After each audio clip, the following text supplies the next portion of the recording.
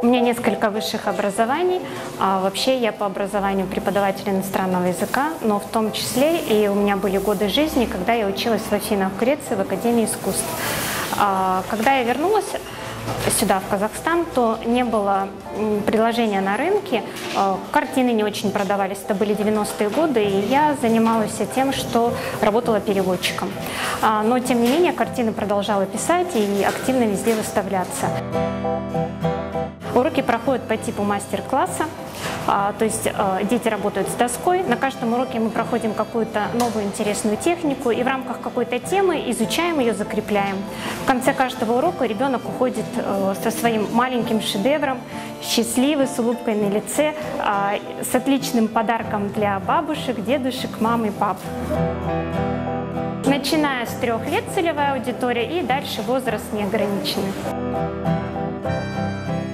Все дети от рождения очень талантливые, тем более сами по себе. Это авторская программа, я ее сама разработала как художник, вот как я сама рисую. То есть мы на уроке проходим какую-то технику, и в рамках этой техники ребенок выполняет определенное задание, определенную картинку. Это несложно.